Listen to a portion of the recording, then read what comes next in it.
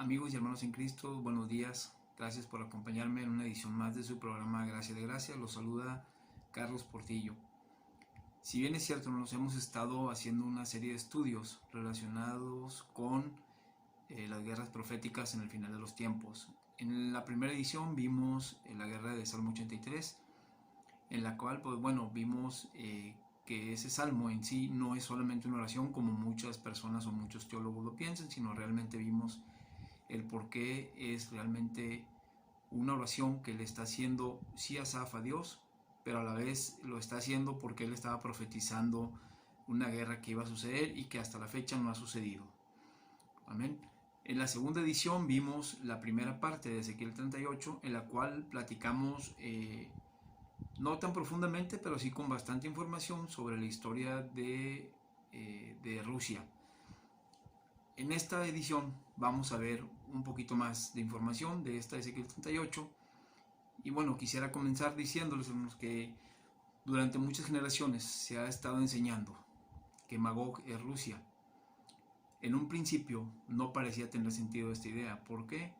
Pues porque Rusia no era un candidato fuerte, ¿no? en el sentido económicamente hablando y geográficamente hablando. Sin embargo, después se suscitó la revolución rusa que vimos por medio de los bolcheviques, y más adelante empezaron a suceder muchas cosas, como la manera en que Rusia empezó a caer en el ateísmo debido a todo el gobierno comunista y socialista que tuvo durante un buen periodo de tiempo. Más adelante vimos cómo todo esto cayó, sucumbió por sí mismo el sistema, y surgió entonces Gorbachev, que pues instauró más bien la perestroika, ¿no? Y esto poco a poco permitió que se fuera abriendo Rusia y fuera resurgiendo de cierta manera, ¿no? Actualmente Rusia, viéndolo desde un punto de vista económico, pues ha surgido. No es la primera potencia, pero económicamente es una nación con poder. Militarmente hablando ni se diga, ¿no? Es una de las potencias mundiales a nivel militar, y bueno, territorialmente hablando ni se diga, ¿no? Entonces vimos también que su líder tiene una capacidad impresionante en cuanto a estrategia y militarmente hablando. Es una persona visionaria, es una persona que tiene una meta, y bueno, hoy por hoy queda, como dicen por ahí, como anillo al dedo, ¿no? Es decir, la imagen de Magog que nos maneja la Biblia, pues queda como anillo al dedo con Rusia. La guerra de Ezequiel 38 es una de las más importantes. Si bien es cierto, es una de las dos más importantes. Una es Ezequiel 38 y la segunda es la guerra de Armagedón. Desgraciadamente, hermanos, es una de las guerras más mal interpretadas, ¿sí?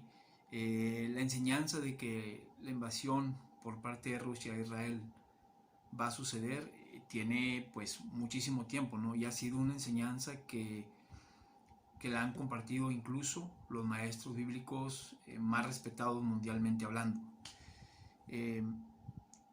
Esta idea, o más bien esta enseñanza, tiene un fundamento en dos pilares principalmente. Una es que Magog es el mismo pueblo que el pueblo escita de la Biblia, y la dos es una mala investigación en donde se obtiene una realidad histórica equivocada, ¿verdad?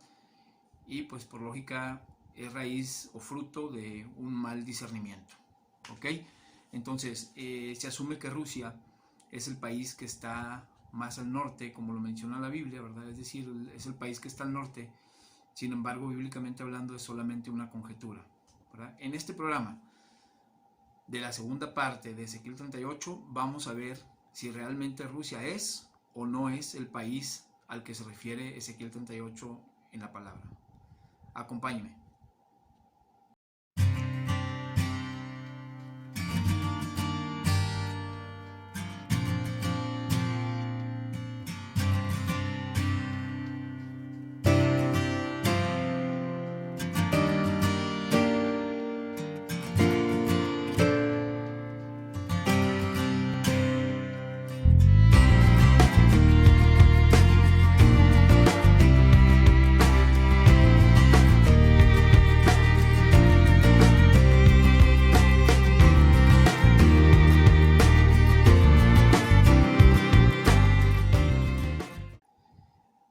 nuevamente, hermanos, por acompañarme. Pues bueno, hermanos, les comentaba que esta interpretación de Ezequiel 38, en la que se dice que Rusia invadirá a Israel, desgraciadamente es una creencia muy popular entre los cristianos evangélicos de hoy en día. Y es tanto que hay algunos que hasta han dicho que la guerra de Gog y Magog, que viene en Ezequiel 38, es incluso la misma guerra que se menciona en Apocalipsis como la guerra de Armagedón. Sin embargo, bueno, pues nosotros ya vimos una serie de argumentos muy sólidos en la que podemos nosotros fácilmente discernir que una guerra no tiene nada que ver con la otra, a pesar de que hay algunos países que se repiten en ambas. Amén. Entonces, bueno, pues desgraciadamente esta creencia y esta enseñanza se ha basado, o se basa más bien, en algunas referencias del siglo XVIII y XIX, en las que pues dan una identidad equivocada a las naciones o a ciertas naciones que vienen mencionadas, que tienen que ver con Asia Menor. ¿Ok? Entonces a mí me gustaría que leyéramos Ezequiel 38, a manera de preámbulo. Ya lo leímos anteriormente en el estudio que acabamos de hacer. Sin embargo, me gustaría que en esta ocasión leyéramos solamente Ezequiel 38 del 2 al 8. ¿Ok? Entonces voy a dar lectura. Dice la palabra: Hijo de hombre, pon tu rostro contra Gog en tierra de Magog, príncipe soberano de Mesec y Tubal, y profetiza contra él. Y di: así ha dicho Jehová el Señor: he aquí, yo estoy contra ti, oh Gog, príncipe soberano de Mesec y Tubal. Y te quebrantaré y pondré garfios en tus quijadas, y te sacaré a ti y a todo tu ejército, caballos y jinetes, de todo en todo equipados, gran multitud con paveses y escudos, teniendo todos ellos espadas. Persia, Cus y Fut con ellos, todos ellos con escudo y yelmo. Gomer y todas sus tropas, la casa de Togarma, de los confines del norte, y todas sus tropas, muchos pueblos contigo. Prepárate y apercíbete, tú y toda tu multitud que se ha reunido a ti, y sé tú su guarda. De aquí a muchos días será visitado, al cabo de años vendrás a la tierra salvada de la espada, recogida de muchos pueblos, a los montes de Israel, que siempre fueron una desolación, mas fue sacada de las naciones, y todos ellos morarán confiadamente. ¿Ven? Entonces, se tiene la creencia equivocada, hermano, de que la antigua Magog de el oeste de Asia Menor, ¿verdad?, es lo mismo que la tribu de los escitas, la cual se originó en Asia Central, y de ahí, pues bueno, con el tiempo fue moviéndose poco a poco hacia el norte de Irán. Después se movió a través de toda la estepa rusa, y al final se asentó en las tierras que corresponden al norte, o que están ubicadas al norte del Mar Negro. Sin embargo, bueno, hay muchas evidencias para saber que esto no es así. Por ejemplo, si nosotros vamos a la edición de mayo del año 2000 de National Geographic, podemos ver lo siguiente. Nos dice, por ejemplo, que bueno, esta revista está hecha por lógicamente eruditos en la materia, ¿verdad? Y explica que un grupo de comerciantes vikingos escandinavos llamados Rus vinieron a fundar el estado ruso alrededor del año 800 después de Cristo. Hay un pedacito simplemente de esta revista National Geographic, de esta edición de mayo 2000, que dice así, miren, dice: los eslavos y finlandeses de allí, ¿verdad?, cerca de Petersburgo, llamados Rus, es un término finés para los suecos. Y estos fueron los que fundaron el primer estado ruso centralizado en Kiev, en la parte sur de la actual Ucrania, y dio su nombre a Rusia. Un inconveniente cultural que los historiadores soviéticos se vieron obligados a disputar desde hace décadas. El nombre de Rush aparece en los escritos del obispo de Torres en 839 después de Cristo, y de acuerdo con el documento del siglo XII, conocido como la Crónica Primaria de Kiev, fue nombrado Rus y a sus habitantes se los nombró rusos en el año 852 después de Cristo. National Geographic nos dice cómo Novgorod, ¿verdad?, fue la primera capital rusa fundada por el Rus, y esto fue en la ciudad de Kiev. El Rus príncipe Vladimir se convierte al cristianismo en el año 988 después de Cristo. Además explica que el renombrado árabe cronista Fadlan cuenta cómo en el año 921 después de Cristo se reunió con un grupo de las personas llamadas rubias, es decir, de ese pelo, ese cabello, ellos decían pelo de fuego, ¿verdad?, que eran de origen sueco, a los que se les llamaba Rus. Además explica por último cómo ellos subieron por el río en sus barcos para comerciar con los búlgaros. Pero bueno, quizás se preguntará, hermano, ¿cómo es que comenzaron a confundir algunos teólogos y algunos historiadores o investigadores bíblicos Magog con los escitas? Bueno, pues muchos historiadores de la antigüedad comenzaron a utilizar el término Magog para referirse de manera genérica a la gente feroz que venía del norte a atacar a los países que estaban en centro y sur. Desgraciadamente, hermanos, pues esto no es así, pero sí dio pie a que se confundiera, ¿verdad?, y que mucha gente los confundiera. Sin embargo, Dios nos da luz para entender por medio de una sola palabrita que esto no es así, hermano, no es correcto. Esta palabra es Ashkenaz. En griego se dice Ashkenaz en hebreo, y en nuestras Biblias, por lo menos en la Reina Valera, viene Askenaz, nada más, ¿verdad? Esto lo podemos encontrar en Génesis 10:3. Mire, dice: los hijos de Gomer, Askenaz, Rifat y Togarma. ¿Ok? Más adelante, hermanos, si vamos, por ejemplo, a Jeremías 51, en Jeremías 51 también podemos encontrar esta misma palabra, ¿verdad? A Jeremías 51:27 dice: alzad banderas en la tierra, tocad trompetas en las naciones, preparad pueblos contra ella, juntad contra ella los reinos de Ararat, de Mini y de Askenaz. Señalad contra ella capitán, haced subir caballos como langostas erizadas. ¿Ya ve? Aquí se está refiriendo la palabra de Dios, hermanos, a Askenaz, ese término que la verdad es que es lo mismo que los escitas, nada más que Ashkenaz es, bueno, más bien Ashkenaz es en hebreo y en griego se diría Ashkenaz, ¿verdad?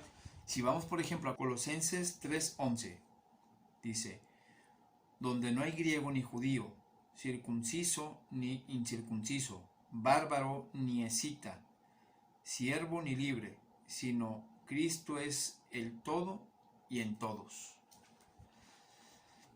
Entonces, hermano, pues bueno, podemos ver aquí que la palabra de Dios nos marca pues tanto la palabra Ashkenaz como escita. En el Nuevo Testamento ya lo dice, como lo traducen como escita, ¿verdad?, como debe ser, y en el Antiguo Testamento lo traducen como Ashkenaz.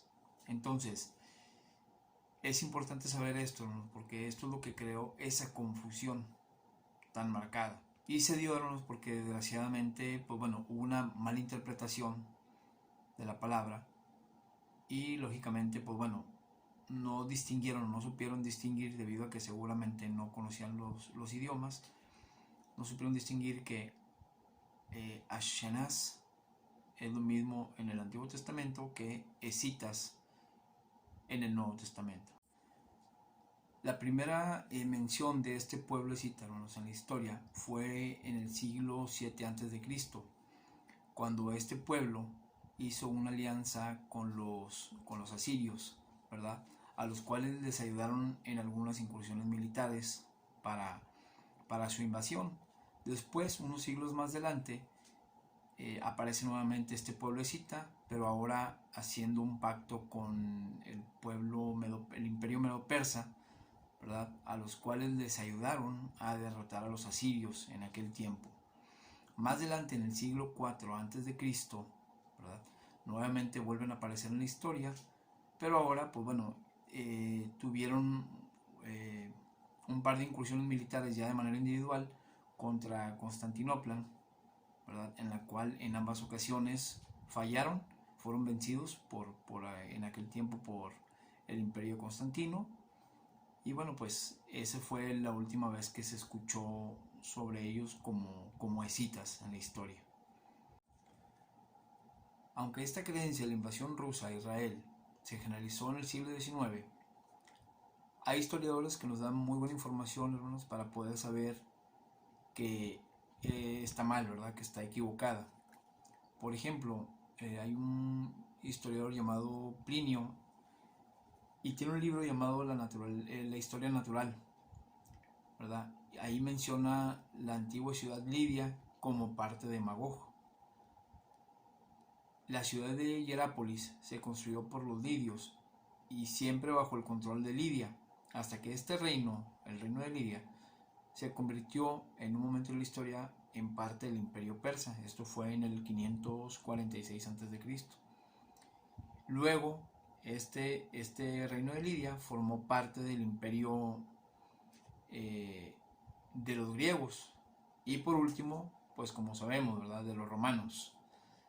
Al igual que Plinio, los arqueólogos de hoy en día también identifican a Magog con la antigua nación de Lidia, que estaba al oeste de Asia Menor. Es tanto que en escritos asirios se ha mencionado que Magog era el otro nombre con el que mencionaban a la nación de Lidia. Es decir, cuando ellos se referían al reino de Lidia, algunos a veces decían Lidia o a veces decían Magog. Para ellos era indiferente, ¿verdad? Por otro lado, ¿verdad?, les quisiera compartir que también hay esos otros historiadores o hermanos contemporáneos que pues dan información que realmente, hermanos, aporta más hacia el contra, ¿no? Es decir, hacia esa idea equivocada. Hay un libro que se llama El destino de las naciones y está escrito por un pastor llamado John Cummings, en donde él malinterpreta y dice que esta ciudad, ¿verdad?, Lidia, fue conquistada por los escitas y los escitas son quien la llamaron Magog. Esta misma cita errónea la utiliza también otro escritor llamado Hal Lindsey en un libro que se llama El gran planeta Tierra. Este error que relaciona incorrectamente a Magog con los escitas es otra razón más del por qué se cree equivocadamente hoy en día, hermanos, que Rusia es el país de Ezequiel 38. La identificación, hermanos, de Magog con Lidia y no con los escitas coincide con los antiguos escritos asirios. La única manera, hermanos, de poder entender la profecía de Ezequiel 38 es sabiendo qué entendía el profeta Ezequiel por Magog en aquel tiempo, ¿verdad? Y esto se puede saber conociendo la ubicación de Magog en el siglo VI a.C. Haciendo esto, hermanos, la verdad es que Rusia no es la respuesta es Turquía. Así que decir, hermanos, que Magog es Rusia es una mala interpretación definitivamente y pues es un mal análisis, ¿no?, de lo que pasó en la historia geográficamente hablando. Entonces, estoy seguro, hermanos, que por desgracia esta creencia se va a quedar arraigada por mucho tiempo, porque pues es lo que han enseñado los eruditos, ¿no?, o por lo menos los maestros de Biblia.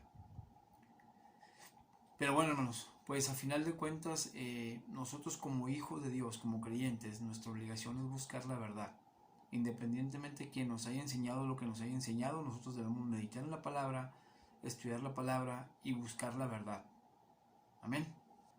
Y además, hermanos, de toda esta explicación que acabamos de tener, me gustaría compartirles unas razones del por qué Rusia no puede ser el país que menciona Ezequiel 38. Número 1. El historiador Sunni Katir dijo que Magog era la tierra de los házaros o házares. Pues era un pueblo turco que ocupaba la parte sur de Rusia. Número 2. El rey Josef de Hazaria dijo que él mismo era descendiente de Togarma, el sobrino de Magog. Número 3. Jerusalén ha sido invadida al menos 26 veces en los últimos 2000 años. Pero claro, nunca por Rusia, siempre por musulmanes. Y número 4. En el Salmo 120, si leemos los versículos 5, 6 y 7, dice: Ay de mí que moro en Mesec y habito entre las tiendas de Cedar. Mucho tiempo ha morado mi alma con los que aborrecen la paz. Yo soy pacífico, mas ellos, así que hablo, me hacen guerra. Aquí, hermanos, Mesec es hijo de Jafet, hijo de Noé, y esta es una parte de Turquía. Ahora, quizá algunos digan, esas razones no me parecen contundentes, hermanos. La verdad es que, X. Les voy a dar ahora, hermanos, entonces algunas razones por las que Turquía sí es el país que menciona Ezequiel 38. Fíjense, número 1. Las 7 iglesias de Apocalipsis 2 y 3 están en un solo país. ¿Saben qué país es ese? Turquía. El trono de Satanás está en Turquía. Eso nos lo dice Apocalipsis 2:13. El país al norte de Israel es Turquía. Ese país sí está al norte de Israel, Turquía. El arca de Noé se posó en el monte Ararat, en el país de Turquía. Génesis 8:4 podemos ver esto. Si leemos Daniel 5 y 8, trata sobre un imperio en el pasado. Ese imperio, al concluir, se dividió en 4 países. Esos países son Grecia, Siria, Egipto y Turquía. La razón número 6, hermanos. Constantino, ¿verdad?, que fue el que fundó la ciudad de Bizancio, una antigua ciudad griega, la llamó Constantinopla. Esta fue capital del Imperio Romano Oriental, como todos sabemos, ¿verdad? Había en aquel tiempo 2 capitales. El Imperio Romano Oriental tenía la suya y el Imperio Romano Occidental tenía la suya. Esta ciudad, en la actualidad, es Estambul. Estambul es la capital ¿de qué país? De Turquía. Les voy a dar una más. Número 7. El río Éufrates se origina en Turquía y está profetizado que se va a secar. Esto en Apocalipsis 16:12. Les voy a dar 2 razones más, hermano. Todos los países de Asia Central, terminados en Istán, son naciones que descienden ¿de qué país cree usted? De Turquía. Y le voy a dar una novena y última. Y me parece a mí que es la más importante y la que más marca el por qué Turquía es el país de Ezequiel 38. Dice: Turquía fue el país en que terminó el califato en 1924, por lo que los musulmanes continúan viendo a Turquía como el líder mundial del Islam, y ellos quieren reinstaurar el califato. Amén. Por último, hermanos, voy a leer nuevamente Ezequiel 38, del 2 al 8, y les voy a poner en la pantalla el mapita para que vayan apareciendo los países a los que corresponde realmente esta profecía de Ezequiel 38.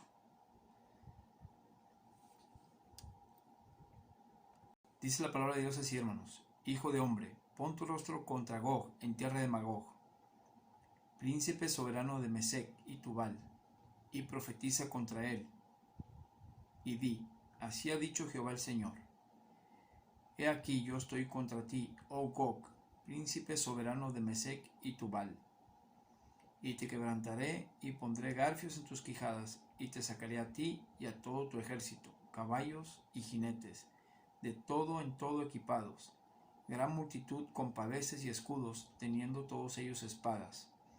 Persia, Cus y Fut con ellos, todos ellos con escudo y yelmo.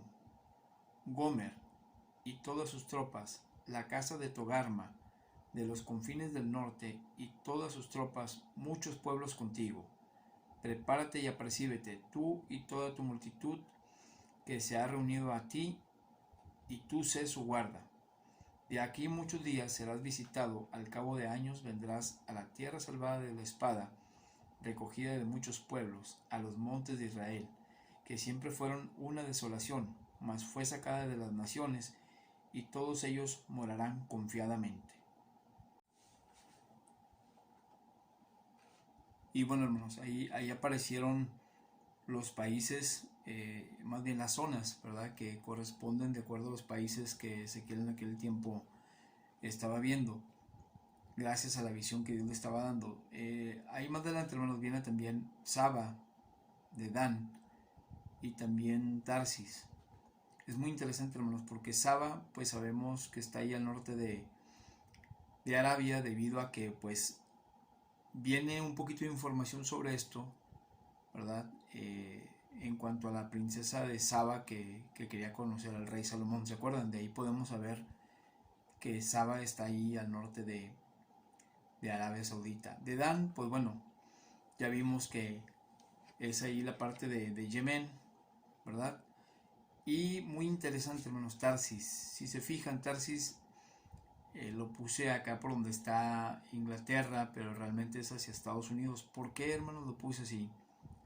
Esto es muy interesante porque, si bien es cierto, hasta la fecha no se han podido poner de acuerdo en qué es Tarsis. Es decir, cuando hablan de Tarsis, tanto el rey Salomón como los demás partes de la Biblia donde se menciona Tarsis, estudiosos, ¿verdad? Tanto de geografía como pues de la antigüedad, ¿verdad? De todo lo que tenía que ver con el comercio antiguamente y la economía, no pueden descifrar exactamente qué es Tarsis.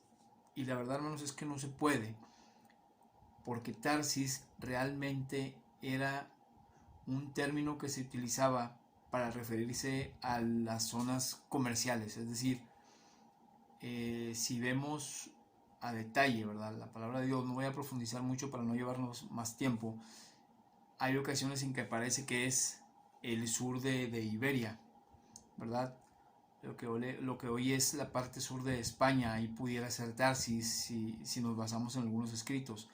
Sin embargo, si nos basamos en otros, podemos ver que es la parte que comprende al norte de la India, con el que hacía negocios el Medio Oriente. Pero la verdad, hermanos, es que la palabra Tarsis envuelve realmente todo lo que tiene que ver con la economía, envuelve el poder económico.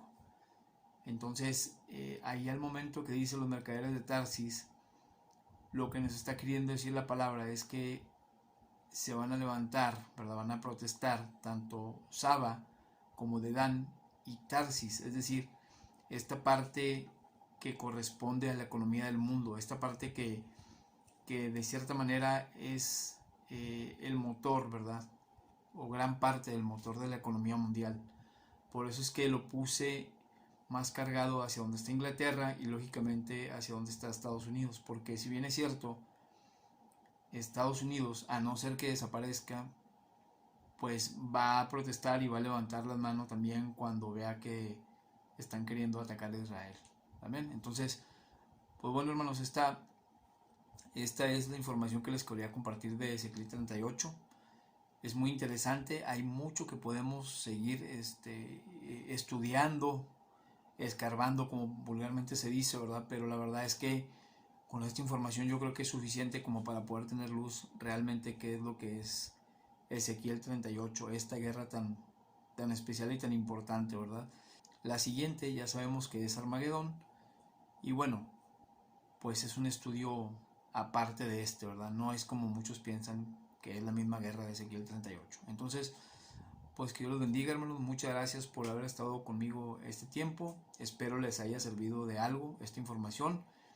Y pues primero Dios, la próxima semana estaré subiendo el estudio de la guerra de Armagedón, en donde a lo mejor, si Dios me permite, podremos tocar un poquito de información sobre el final o el post, vamos a decir, de la guerra de Armagedón, que es un tema muy importante y muy fascinante. Que Dios los bendiga, hermanos. Gracias.